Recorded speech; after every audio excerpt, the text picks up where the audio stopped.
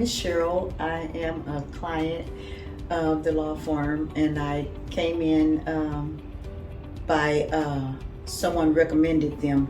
I came in, and after being turned down so many times and so many times and time after time, I know it had to be at least 20 times, and I was at my wit's end. And he came in, somebody gave me the number, and I kind of prayed over it, and I got the number, and I called this number here. It was 2 numbers on there, but this is the one I was forced to call. Not forced, but just begged to call.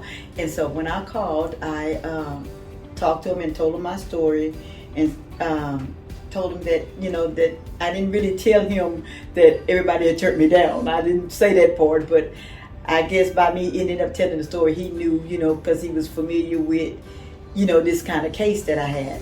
And he was like, well, he brought me in, and I came in, and he says, he briefed me on everything, and he said, now this is a hard case, and I don't know if we're going to be able to help you out or not, but we're going to investigate it a while. And they did. They investigated it.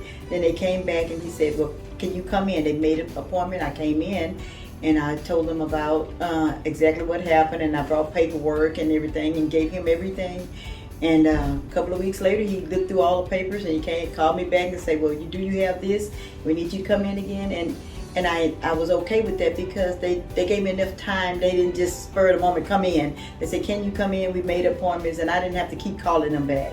They called me. So most of the time with lawyers, they have to call you, and you have to keep calling them to find out your update. But they kept me updated on everything. Any little thing that you thought that wasn't important, it was important. So it jogged my memory on a lot of things. A lot of things were hurtful, but it jogged my memory, and it helped me out. At the end of the day, it was helpful to the case. We came in, and he came in, and he told me what was going on and what was going to brief me on the outcome when the other clients from the other side come in. He, briefed me on what they were going to ask, and we did that. And little tears falling from my eyes and his eyes. So we ended up, we had the little case go through on the Wi-Fi, and they came in and they said they were giving me a hard time on things. And he stopped the case and talked to me, cut it off, and put them on hold, and was tending to me because I was in chaos over here. And he was in chaos too. His eyes was all water. So he had a heart. He's not just in this thing for the money. You have to get in for the heart to help people. And I appreciate that.